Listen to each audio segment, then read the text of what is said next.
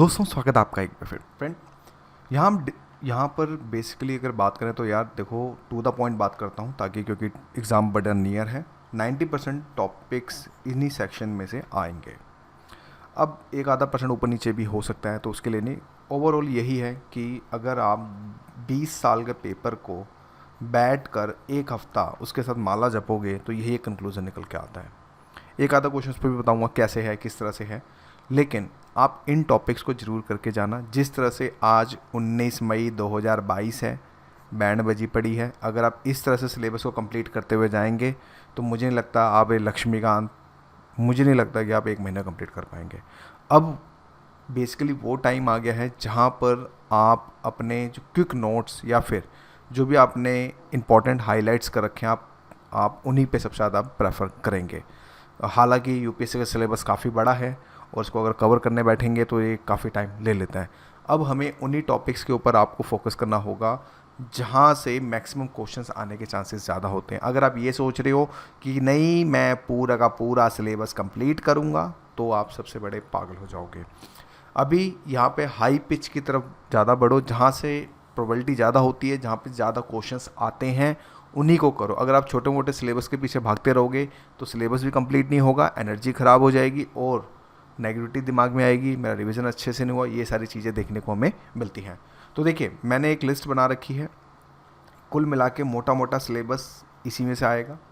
अगर मान लो खुदा ना खासा 15 क्वेश्चन आ रहे हैं तो मान के चलना 13 क्वेश्चन आपको इन्हीं टॉपिक के आसपास इसी में से दिखेंगे। देखिए, जब आप लक्ष्मीकांत पूरी पढ़ लेते हैं ना, तो बॉस आपके पास कॉमन सेंस ऑटोमेटिक आ जाता है।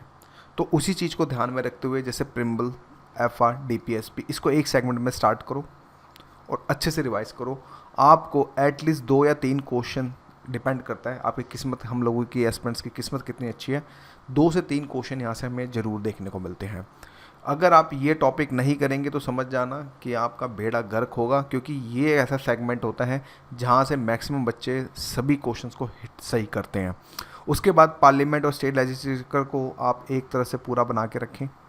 एक इस सेगमेंट को एक साथ पढ़ना है। अगर आपने पार्लियामेंट पढ़ा तो उसके बाद तुरंत आप स्टेट के पीछे भाग जाए, और इसी के जैसे अगर आपने प्रेसिडेंट पढ़ा तो गवर्नर को पढ़ें, पीएम को पढ़ा तो सीएम को पढ़ें। तो कुल मिला के मोटा मोटा ये है कि ये 3 टॉपिक्स ये हो गए। एससी, आपका सुप्रीम कोर्ट, हाई कोर्ट और लोअर कोर्ट, इनमें से क्वेश्चन जरूर आता है। अगर आप देखें जिस तरह से जुडिशियल एक्टिविज्म आप बढ़ रखा है तो यहाँ से भी क्वेश्चन आता है। शेड्यूल 5, शेड्यूल 6, पंचायती राज और अमेंडमेंट और उसकी लिस्ट, यहाँ से क्वेश्चन सबसे ज़्यादा बनने के जो चांसेस होते हैं।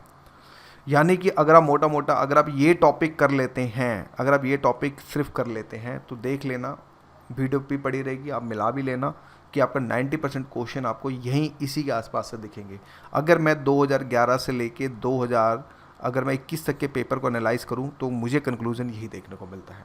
बाकी हर आदमी का सोचने का नज़रिया अलग होता है कि नहीं ये टॉपिक उससे है। अगर डेप्थ में जाएंगे तो वो टॉपिक उसी के आसपास जो है इर्द गिर्द होता है।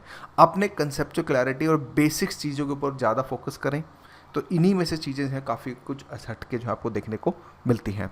इसी के बाद रेस्ट चैप्टर्स का क्या करें। देखो, अभी जो टाइम है आपके पास 90% के पीछे भागो, अभी 10% के पीछे मत भागना। 10% पीछे भागोगे तो चीज़ें ख़राब हो जाएंगी। हाँ, जैसे कि आपका कॉन्स्टिट्यूशन, नॉन कॉन्स्टिट्यूशन बॉडी है, उनके कंपोजिशंस को एक पेपर में लिख लो, एक पेज पे लिख लो। मान के चलो 25 से 30 चैप्टर्स आपके 1 से 1.5 पेज में आपके बहुत आराम से हो जाते हैं। सिर्फ आपको हिंट्स लिखने हैं कि कौन इसको इलेक्ट करता है, कौन रिजेक्ट करता है, कौन कैसे करता है, बस यही सारी चीज़ें इतनी जो तो इंपॉर्टेंट होती हैं। तो मेरे आप लोगों से रिक्वेस्ट यही है कि आप इन चैप्टर्स के ऊपर सबसे ज़्यादा फोकस करें। ये एक्सट्रीमली इंपॉर्टेंट टॉपिक्स हैं। अगर आप ये चैप्टर अच्छे से नहीं करके जाएंगे, मैंने इसमें नोटिस करो, मैंने इमरजेंसी प्रोविजंस को नहीं लिया है क्योंकि इमरजेंसी प्रोविजन से क्वेश्चंस नहीं बन रहे हैं। तो इसलिए आप इन टॉपिक्स के ऊपर ज़्यादा फोकस करो और इन्हीं में से 90% क्वेश्चन जो है ज़्यादा आने के चांसेस हैं। आपके सोर्स कुछ भी हो सकते हैं, वट एवर, आप अपने सोर्स पे विश्वास रखें, आप उन्हीं को फोकस करें। बस मैं आपको यहाँ पे यही कहना चाहूँगा। यही बात को मैं 15 मिनट में घुमा के कह सकता था, यही बात मैंने 4.5 से 5 मिनट में आपको बताने की यहाँ पे पेशकश करी है। तो आज की वीडियो के लिए इतना ही। नेक्स्ट वीडियो में हम किसी और टॉपिक पे बात करेंगे। So thank you.